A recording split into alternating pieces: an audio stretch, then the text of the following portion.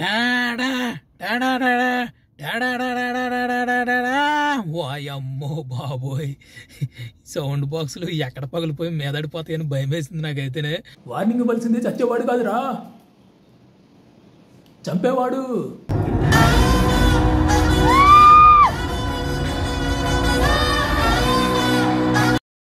ఊహూ ఫ్రెండ్, సంక్రాంతికి సినిమాకి అయితే పోతున్నాము. చూడండి, మా బాలయ్య బాబు సినిమాకి అయితే వెళ్తున్నాను నేను, డాకు మహారాజ్ సినిమా చూడడానికి. ఇది వచ్చేసి గల్ఫ్ మార్కెట్ దగ్గర జహరా ఏరియాలో ఉన్న ఓజన్ సినిమా థియేటర్కి అయితే వెళ్తున్నాము. గ్రాండ్ హైపర్ లోపల ఉంటాయి సినిమా థియేటర్లో, ఇంచుమించు ఒక 5-6 ఉంటాయి. దాంట్లో ఫస్ట్ థియేటర్కి మనం బాలయ్య బాబు సినిమా అయితే ఇవ్వడం అయితే జరిగింది. చూడడానికి అయితే వెళ్తున్నాము. నైట్ 10:30కి షో. మేము ఆల్మోస్ట్ 20 నిమిషాలు లేట్ అయితే అయిపోయాము. డ్యూటీ అయిపోయినప్పటికీ లేట్ అయిపోయింది. సినిమా థియేటర్కి అయితే అడవిడిగా పరిగెత్తుకుంటూ అయితే వచ్చేస్తున్నాము.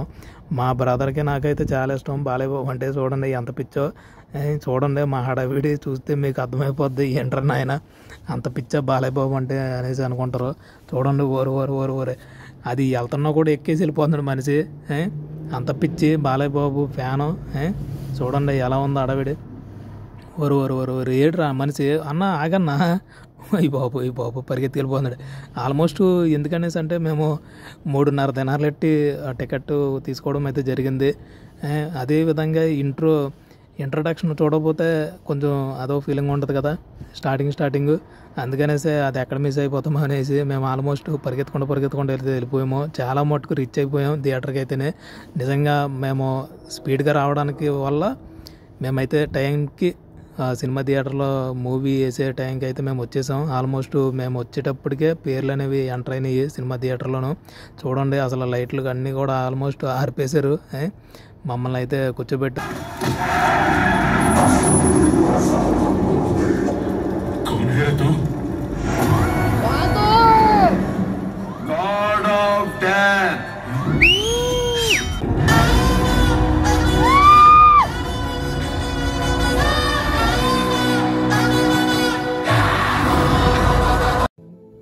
ఓలమ్మో సౌండ్ బాక్సులు ఎక్కడ పగిలిపోయి పడిపోతాయి అనేసి భయం వేసింది.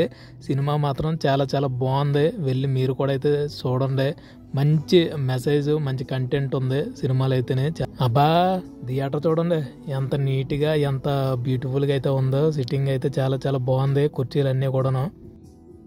ఊహూ ఫ్రెండ్, మొత్తానికి అయితే కువైట్లో ఫస్ట్ టైం మూవీ అయితే చూసాను. అది కూడా మన బాలయ్య బాబు సినిమా. చాలా బాగుంది డాకు మహారాజు. మీరు కూడా వెళ్ళి అయితే చూడండి. థియేటర్లో బొమ్మ దద్దరిల్లిపోతుంది, బ్లాక్ బస్టర్.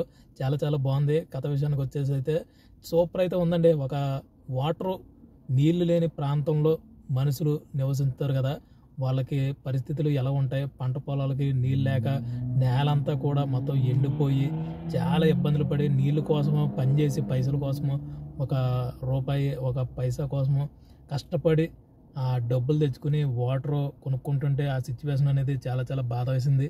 అటువంటి ఏరియాలు కూడా ఉన్నాయి, లేవంటలేదు, అవి కూడా ఉన్నాయి. అక్కడ గవర్నమెంట్ పరంగా ఎలాగా వాళ్ళకి నీళ్ళు అందించాలి, అదేవిధంగా అక్కడ డ్యామ్ని తీసుకురావడం. బాలయ్య బాబు గారు అయితే సివిల్ ఇంజనీరు, అదేవిధంగా కారు డ్రైవర్ కింద క్యారెక్టర్లో 2 క్యారెక్టర్లో కూడా చాలా బాగా నటించి కథని చాలా ముందుకైతే తీసుకెళ్లారు. చాలా బాగుంది. ఒక పల్లెటూరు వాతావరణంలో సినిమా అనేది రన్ అవుతుంది. డ్యామ్ కట్టి వాటర్ ఫెసిలిటీస్ ఎలా అందించాలనేది ఈ యొక్క సినిమా సారాంశం. చాలా మంచి మెసేజ్ ఉంది. బాలయ్య బాబు గారు అక్కడ పరిస్థితులను ఎదుర్కొని జిల్లా కలెక్టర్ని ఒప్పించి అక్కడ రౌడీల్ని, అదేవిధంగా అక్కడ ఉన్నటువంటి చెడు వ్యవస్థలన్నీ కూడా నిర్మూలించి అక్కడ ప్రజలకి వాటర్ సప్లై ఎలాగా అందిస్తారనేసి అక్కడ ఉన్నటువంటి మార్బుల్స్ కానివ్వండి, అక్కడ పండిస్తున్నటువంటి ఆ చెడు పదార్థాలు కానివ్వండి, అవన్నిటిని కూడా ఎదిరించి మంచిగా అసలు మంచి బ్యూటిఫుల్గా అక్కడ ప్రజలకి ఎటువంటి న్యాయం చేయాలి, వాటర్ డ్యాము ఎలా కట్టాలనేసి కథ సారాంశం. సూపర్ అయితే ఉంది. చాలా బాగుంది. మంచి మెసేజ్ సమాజానికి. ఒక జిల్లా కలెక్టర్ స్థాయి అధికారి మంచి మనసు, అదేవిధంగా ప్రజలకి ఏ విధంగా న్యాయం చేయాలి, ఒక మానవుడు మంచితనము ప్రజలకి ఏ విధంగా ఉపయోగపడుతుంది, ఒక సివిల్ ఇంజనీరు, అదేవిధంగా ఒక డ్రైవర్గా చాలా మంచిగా బాలయ్య బాబు గారు నటించి సమాజానికి మంచి మెసేజ్ ఉన్న సినిమా అయితే అందించడం జరిగింది. దాని గురించే బొమ్మ బ్లాక్ బస్టర్ అయితే అయ్యింది. సూపర్ అయితే ఉంది. మొత్తానికి మన ఫ్యాన్స్ అందరూ కూడా చాలా బాగా ఎంజాయ్ చేస్తారు బాలయ్య బాబు ఫ్యాన్స్ అందరూ కూడాను. ఇప్పుడు వస్తున్నటువంటి సినిమాలన్నీ కూడాను 3 సినిమాలు కూడా సంక్రాంతికి వచ్చిన 3 సినిమాలు కూడా సంక్రాంతికి వస్తున్నాము. గేమ్ చేంజరు, బాలయ్య బాబు, డాకు మహారాజు 3 సినిమాలు కూడా బొమ్మ బ్లాక్ బస్టర్ సూపర్ ఉంటాయి. వాయమ్మో బాబోయ్, సౌండ్ బాక్సులు ఎక్కడ పగిలిపోయి మీదడిపోతాయని భయం వేసింది నాకైతేనే.